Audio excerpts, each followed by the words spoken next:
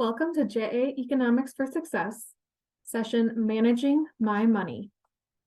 For this lesson, you will need the following materials, including your volunteer guidebook,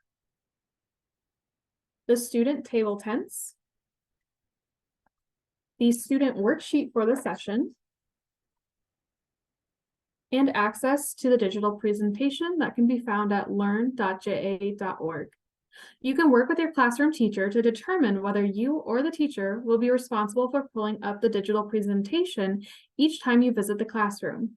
We recommend asking the teacher to have the presentation ready for you if possible.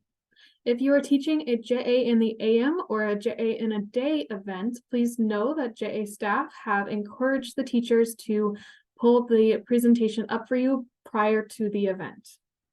To aid in preparation and facilitation, you'll see in the guidebook blue text boxes, which contain JA of South Dakota session-specific teaching tips, and yellow text boxes that include vocabulary terms and presentation content that's not already found in the guidebook.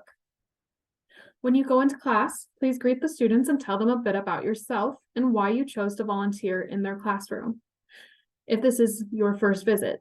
Now, if this is not your first visit, please redistribute the table tents as needed and remind students of what they've learned in the previous lesson. The next slide outlines the objectives for the lesson. You can navigate between slides by using the next and back arrows found at the bottom right-hand side of the screen. Please read through these objectives with students as they emphasize what the students should know or be able to do by the end of the lesson. The slides suggest handing out the worksheet titled Managing Money is a Must. You may choose to do this now, or you can do it later on when the worksheet is actually needed. The choice is yours. Moving to the next slide, you will see a video about needs and wants. Select the red play button to begin watching the video. The video does have sound, so make sure that both the computer or smartboard and the presentation sound that can be found on the bottom left-hand side are turned up all the way. If you need help with this, the teacher or the students in the classroom are probably going to be able to help you manage the sound. After you watch the video, the next slide has a question for you to ask the students. Please note that all three options on this screen are correct.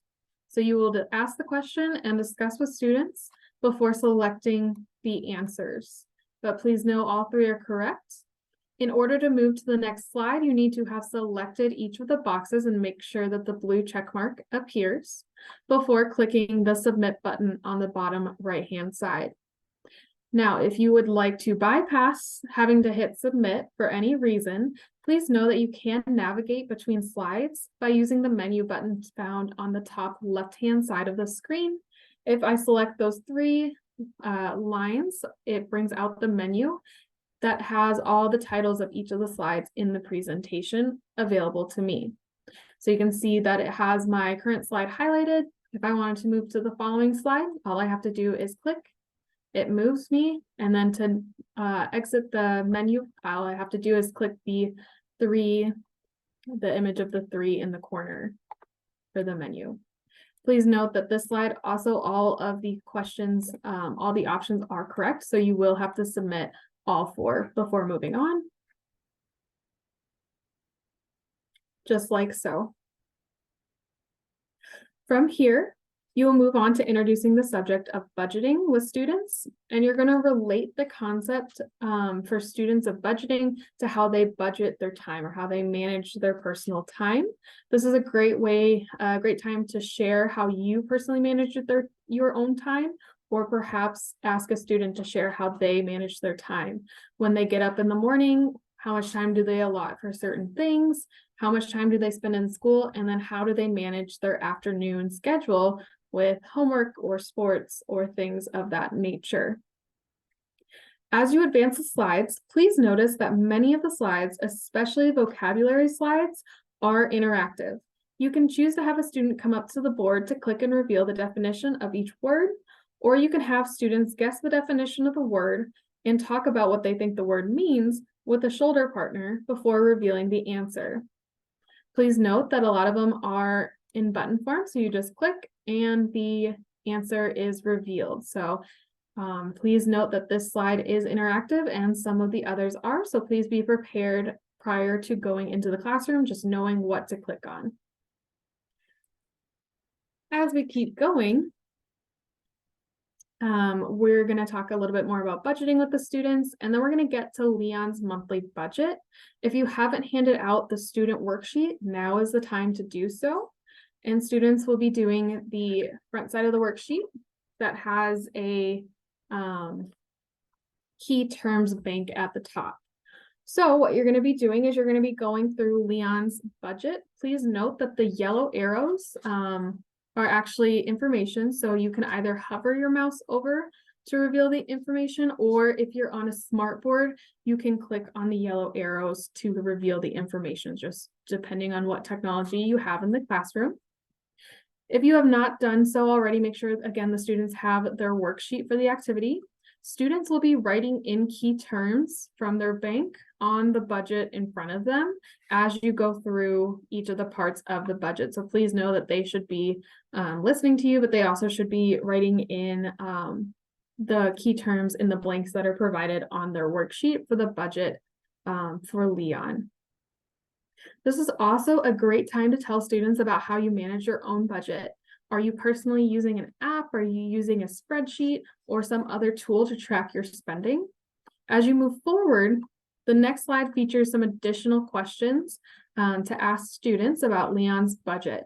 Consider asking students how they personally earn money now and what types of things they are saving for. Maybe they're saving for their first car in a few years. Maybe they're saving for a certain game. So call in a few students to just see what they're saving for and see if any students have a way that they're saving that really works for them, whether it's tucking money away from birthdays or they have their own bank account, things like that.